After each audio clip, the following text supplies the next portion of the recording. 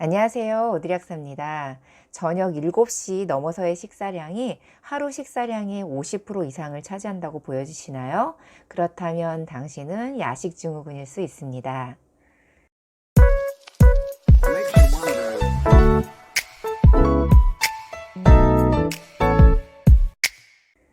야식 증후군은 저녁 7시 이후의 식사량이 하루 전체의 50% 이상을 차지하는 증상을 가리킵니다. 야식 증후군은 불면증 등 수면 장애 증상을 동반하고 그 원인은 확실하게 밝혀지진 않았지만 스트레스에 대한 비정상적인 반응에 의해서 발생할 수 있다고 합니다. 건강보험 심사평가원의 정기 간행물인 건강을 가꾸는 사람들에서 야식 유형에 따른 야식 증후군 대처 방안에 대해 재미있게 다뤘더라고요. 오늘은 이를 소개해 드리도록 하겠습니다. 내가 어느 유형에 속하는지 판단해 보시고 그에 따라 야식을 줄일 수 있는 방법을 찾아보시길 바랍니다. 첫 번째, 하루 한 끼형이에요. 떠지지 않는 눈을 억지로 뜨고 출근 시각에 빠듯하게 일어나 준비를 하다 보면 아침 먹을 시간이 없죠. 아침은 걸을 때가 대부분이고 먹더라도 직장 근처 편의점 음식으로 간단히 때우게 됩니다. 출근한 뒤 쌓인 일을 처리하다 보면 어느새 점심시간이 되고 구내식당이나 배달 음식은 늘 비슷해서 질리고 밖에서 먹자니 맛있다고 소문난 식당은 모두 줄 서서 기다려야죠.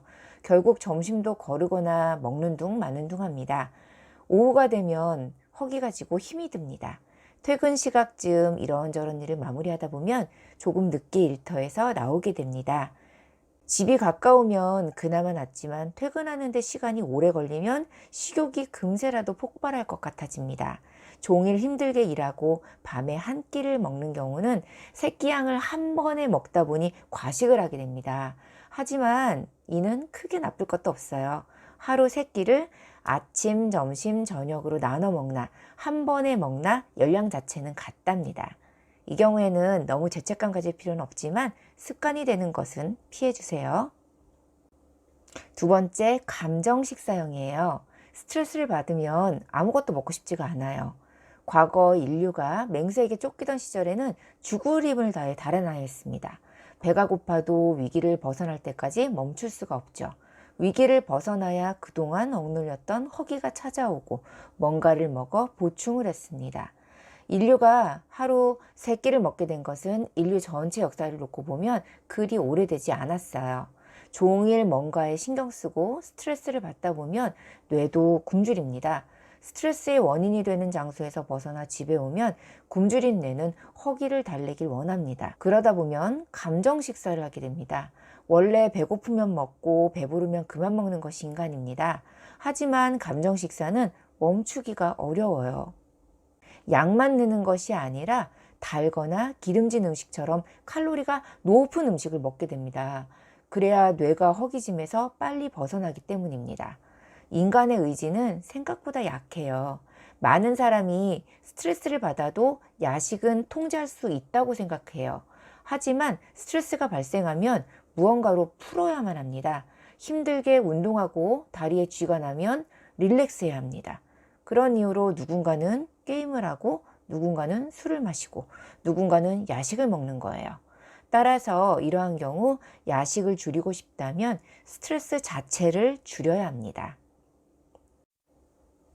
세 번째, 음주형이에요. 술을 마시면 자연스럽게 안주도 먹게 됩니다. 그러다 보면 안주가 야식을 겸하게 되죠. 그런데 술을 마시며 뭔가 먹는 경우 술을 마시지 않을 때보다 더 많은 음식을 먹게 됩니다. 술이 식욕을 증가시키기 때문이에요. 더구나 술을 마시면 충동성도 올라갑니다.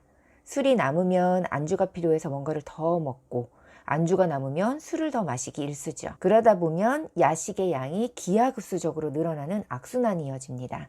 술을 마시면서 야식을 안주로 삼는다면 술 마시는 행위를 중단해야 야식도 멈출 수 있습니다. 다음은 불면형입니다. 불면증에 걸린 경우 잠을 자려고 해도 잠이 오지 않아요.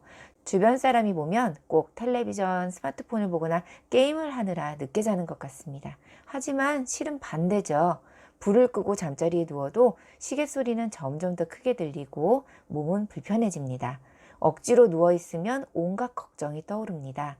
그래서 텔레비전, 스마트폰을 보거나 게임 등을 합니다.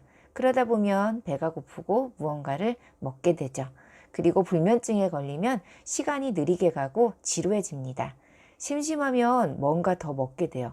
이 경우 불면증을 치료해야 야식을 안 먹게 될 수 있습니다. 요즘 야식에 빠져 있으신가요? 어느 유형에 속하는 것 같으세요? 저는 바쁘다 바빠 하루 한 끼형 같아요. 늦게 많이 먹는 습관이 들지 않도록 노력해야 되겠어요. 마지막으로 야식에 대처하는 자세 3가지도 남기도록 할게요. 첫째, 눈앞에 보이는 야식거리를 치웁니다. 당장 손을 뻗을 때 야식거리가 잡히지 않는다면 덜 먹게 됩니다. 밖에 나가 야식거리를 구입하거나 배달 음식을 주문하고 기다리는 과정 모두 조금 번거롭기 때문이에요. 둘째, 몸에 좋은 음식으로 미리 배를 채운다. 일단 허기가 지면 그때는 통제하기가 어렵습니다.